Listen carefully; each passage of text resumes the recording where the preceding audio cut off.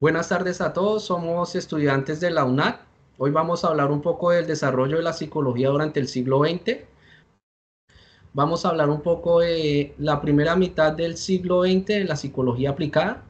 La primera mitad del siglo XX fue un periodo de la historia muy crucial por sus grandes desarrollos en la industria, el arte, la filosofía y otras ciencias. La más importante de ella y la que vamos a ver nosotros es la psicología. Los primeros psicólogos de la psicología aplicada y sus primeros aportes, entonces fueron Hugo Mustenberg, William Stern, Walter D. Scott, Leiter Wilton y demás autores. Entonces, seguimos con nuestra compañera Jessica, que nos va a hablar un poco sobre los fundamentos teóricos y las escuelas y el funcionalismo y el estructuralismo. Entonces, Jessica, te escuchamos. Bueno, el estructuralismo frente al funcionalismo, su principal autor fue Titchener, con la idea de que la psicología era fundamentalmente experimental, por lo que todos aquellos conceptos no basados en la experimentación no podían llamarse psicología.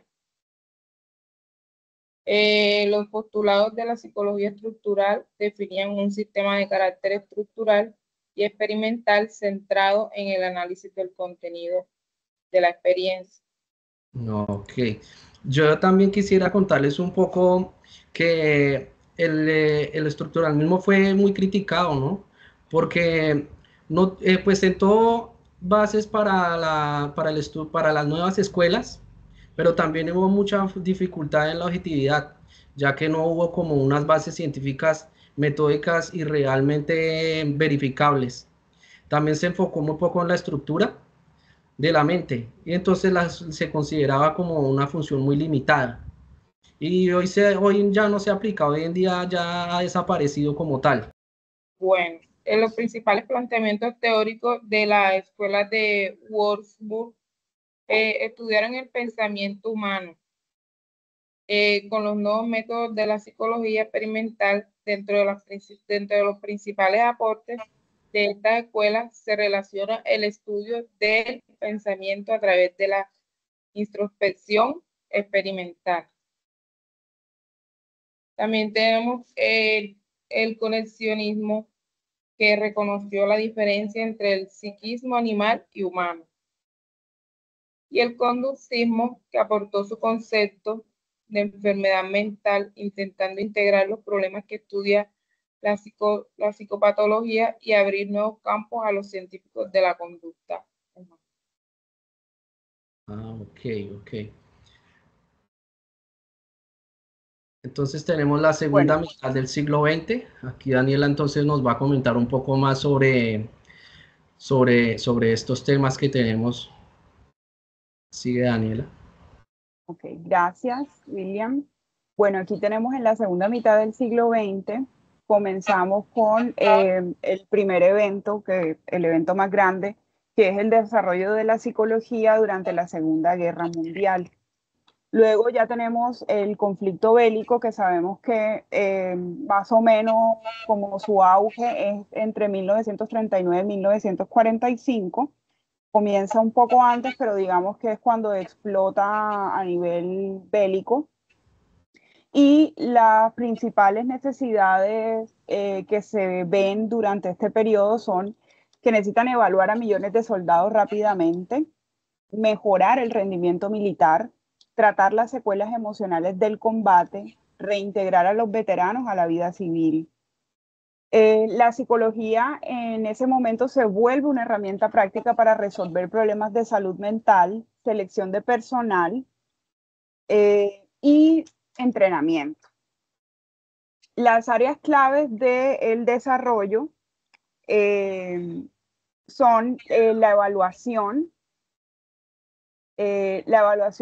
permítame un segundito, la evaluación y selección de soldados, la investigación sobre estrés de combate y trauma, psicoterapia breve y tratamiento emocional, aportes a la psicología organizacional y industrial y avances en la psicología social. Las consecuencias del periodo es que después de la guerra la psicología adquirió muchísimo prestigio social y científico. Se consolidaron áreas de trabajo como la psicología clínica, la psicología militar y la psicología organizacional, y muchos veteranos traumatizados impulsaron la necesidad de desarrollar mejores servicios de salud. La experiencia bélica aceleró el surgimiento del cognitivismo en los años posteriores y cuestionó los límites del conductismo. Eso sería para hablar del desarrollo de la psicología durante la Segunda Guerra Mundial. Vamos con la segunda parte, que serían las principales escuelas de la psicología en la segunda mitad del siglo XX. Siguiente diapositiva, que serían estas. Como ya lo hemos planteado en la parte anterior de la Segunda Guerra Mundial, tenemos diferentes escuelas, entre esas el conductismo radical. Ya había un acercamiento anterior al conductismo. Esto, su principal representante sabemos que es Skinner. Se basa en la idea de que toda conducta es aprendida a través del ambiente y estudia solo lo observable. Introduce el concepto de condicionamiento operante. Su principal aporte es la creación de técnicas como el modelamiento, refuerzo positivo y negativo y el castigo. Y lo aplicamos en educación, terapia de conductas y psicología animal y humana. Después tenemos la psicología humanista, que sus características principales son la reacción contra el pesimismo del psicoanálisis y la rigidez del conductismo. Se centra en el potencial humano, la libertad, la creatividad y la autorrealización. Considera al ser humano como bueno por naturaleza. Sus principales representantes son Carl Rogers y Abraham Maslow. Aportes, pues cambió la práctica clínica del paciente pasivo al cliente activo, influencia la educación, el coaching, el desarrollo personal, la terapia y el trabajo comunitario. Luego tenemos la que ya habíamos mencionado durante la Segunda Guerra Mundial, que es la psicología cognitiva, que sus principales características es estudiar el proceso mental interno, memoria, lenguaje, atención, resolución de problemas y percepción. Consideraba la mente como un procesador de información y rescata el papel de la conciencia, pensamiento y conocimiento. Los principales representantes serían Ulrich Neisser, Jean Piaget y Albert Bandura. Aportes de esta son las nuevas terapias como la terapia cognitivo-conductual, que todavía es válida y utilizada, avances en comprensión del aprendizaje, toma de decisiones, emociones y creencias, y base del surgimiento de la neurociencia cognitiva y la inteligencia artificial. También tenemos el neopsicoanálisis y las psicodinámicas modernas. Su principal característica es que retoma ideas de Freud, pero con una mirada más social, alejándose un poco del tema sexual. Incorpora factores culturales, familiares y del entorno, y sus principales representantes son Erik Erikson, Karen Horney, Eric Fromm y Harry Stick Sullivan. Entre los aportes está el enfoque más accesible y práctico en la psicoterapia y desarrollo de los conceptos como la identidad, las relaciones interpersonales y la cultura en la personalidad. Por último, tenemos la psicología social, que sus principales características son el estudio cómo el comportamiento, pensamiento y emociones se ven influenciados por otras personas. Investiga temas como conformidad, obediencia, liderazgo, prejuicios, percepción social, y sus principales representantes son Kurt Lewin, Salomon Asch, Stanley Milgram y Leon Festinger. Entre los aportes están los experimentos clásicos de obediencia de Milgram, conformidad de Asch y disonancia cognitiva de Festinger. Hay aplicaciones en educación, en política, en marketing, en relaciones interpersonales y resolución de conflictos. Esto sería en este campo de las escuelas de la época. Ajá. Entonces, Noemí, cuéntanos un poco de tu aporte, cuéntanos ¿Qué tienes tú para contarnos?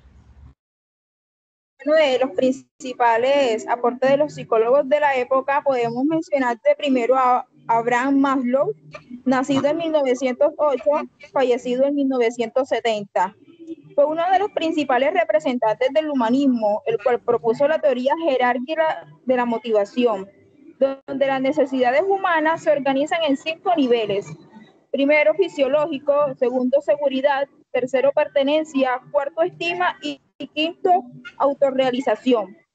Abraham consideraba que la motivación humana se orienta al desarrollo personal y que la insatisfacción de estas necesidades puede causar trastornos psicológicos. Como segundo tenemos a Carl Rogers, nacido en 1902, fallecido en 1987.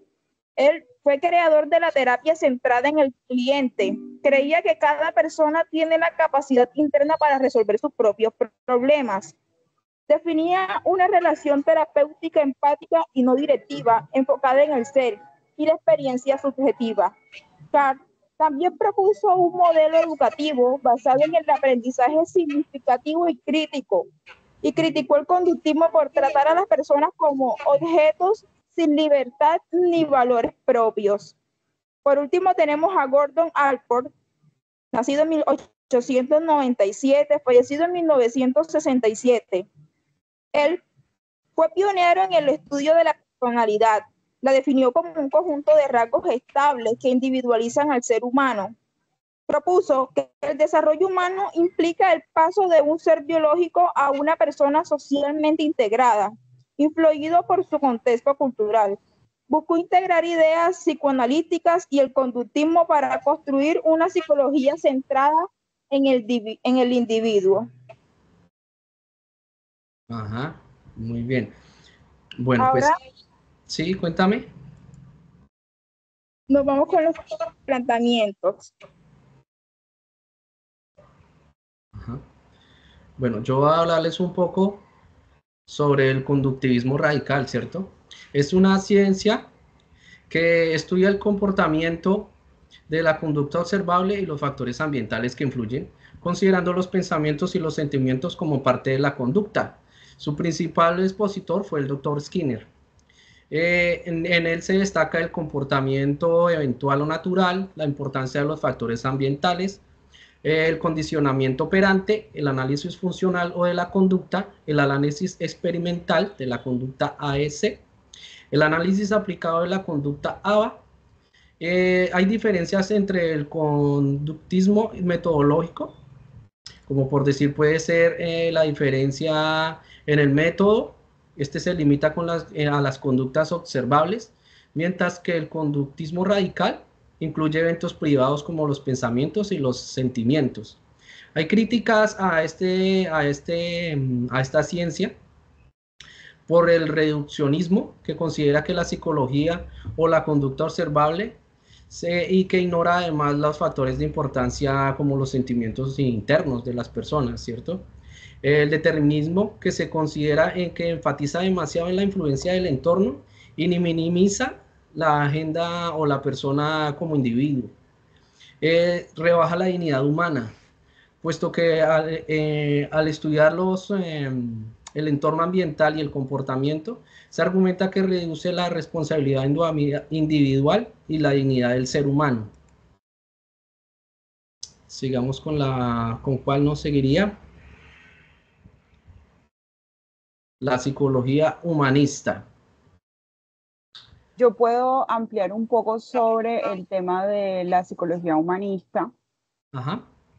Como ya lo había antes dicho, como que la psicología humanista, primero que todo, es desde la década de 1950 a 1970, y ya les había mencionado como sus características principales, que reacciona contra el pesimismo del psicoanálisis y la rigidez del conductismo también.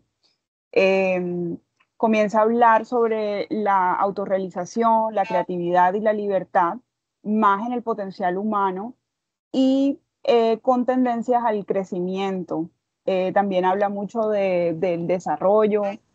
Y yo quería hacer un aporte acerca sobre lo que es la psicología social, ya Esta, pues, se centra en cómo las interacciones sociales y el contexto social influyen en el comportamiento humano. Entre sus aspectos, podemos decir sobre la influencia del grupo, es uno de los aspectos de esta psicología. Esta investiga cómo los grupos afectan las normas en las que las personas piensan, sienten y actúan. Y por último aspecto podemos decir interacciones interpersonales. Esta, pues, también estudia lo que son las dinámicas de las relaciones humanas, desde amistades hasta relaciones románticas. Investiga factores como la atracción, el amor y la comunicación, así como las relaciones pueden influir en nuestra salud mental y bienestar. William, no sé si quieres comenzar con las conclusiones del tema que hemos tratado el día de hoy. Claro que sí. Yo podría concluir que el siglo XX fue una época de transformación y consolidación. De parte de Jessica, de Noemí. Claro. Pues puedo decir que la psicología, pues, ha evolucionado a través de diversas corrientes teóricas, pues, que buscan entender el comportamiento humano y los procesos mentales. Bueno, yo también para agregar a las conclusiones, es súper importante lo que hemos visto en esta parte del siglo XX, porque son las bases de la psicología que estamos actualmente utilizando. Vemos que esos aportes fueron de suma importancia porque a finales del siglo XIX y comienzos del XX, pues tenemos la revolución industrial y los sindicatos comienzan a preocuparse por el tema de los horarios laborales, todo este tema, y la psicología es pieza clave para lo que vivimos hoy en sociedad con leyes laborales, con temas de terapia organizacional. Bien, muchas gracias. Entonces, de esta manera concluimos este trabajo. A ustedes gracias y esperamos que haya servido como documento y como base para algún otro trabajo. Muchas gracias a todos.